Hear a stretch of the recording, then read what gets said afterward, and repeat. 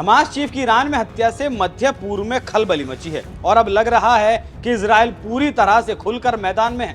पूरी तरह से हमास को जो खत्म करने वाली बात कही थी वो अब लगता है कि वो पूरा कर रहा है। क्या पूरा मामला इस रिपोर्ट में देखिए।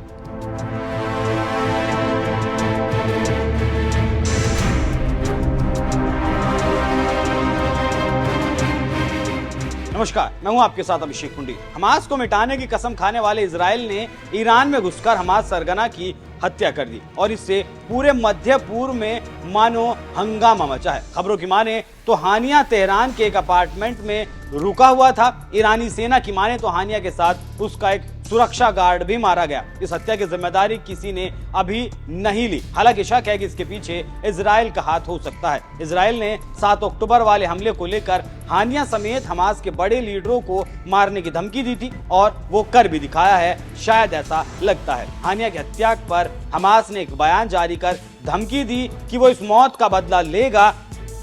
विदेशी मामलों के जानकारों की माने तो इस्माइल हानिया ईरान के नए राष्ट्रपति मसूद पेजेशकियन के शपथ ग्रहण में शामिल होने के लिए तेहरान पहुंचा था। इस दौरान उसने ईरान के नए राष्ट्रपति के अलावा ईरान के सर्वोच्च नेता अयातुल्ला खेमनई से भी मुलाकात की थी। उसकी मुलाकात की कुछ तस्वीरें सोशल मीडिया पर भी पोस्ट की गई थी। इस्माइल हानिया को ईरान ने राजकीय अतिथि का दर्जा दिया हुआ है। ईरानी राष्ट्रपति के शपथ ग्रहण में कई देशों के नेता तेहरान पहुंचे थे और इसी बीच इतना बड़ा हादसा हो गया। ऐसे में मध्य पूर्व से लेकर अमेरिका तक में खलबली का माहौल है।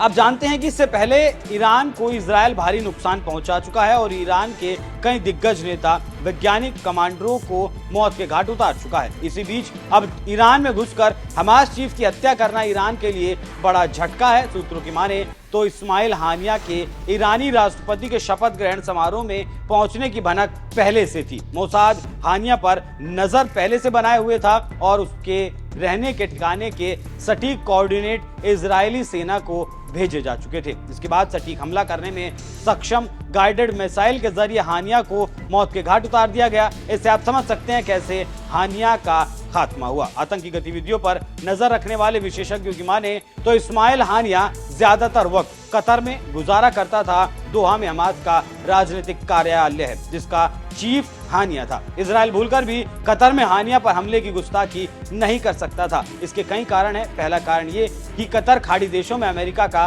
करीबी है। दूसरा, कतर में हमले के लिए इजराइल को ईरान से ज्यादा मेहनत करनी पड़ती और इसका खामियाजा भी ज्यादा भुगतना पड़ता। कतर पर हमले की सूरत में अमेरिका भी इजराइल का साथ नहीं देता। हानिया तुर्की भी जाता रहता था, लेकिन तुर्की नाटो सदस्य देश है। ऐसे में इजराइल कभी भी तुर्की में भी उसे निशाना नहीं बना पाता। इसलिए मौके की नजाकत को देखते हुए इजराइल ईरान पहुंचा और अपना काम खत्म करके निकल लिया। अब देखना होगा आगे इसका असर क्या होता है और कितना इजराइल का नुकसान होता है।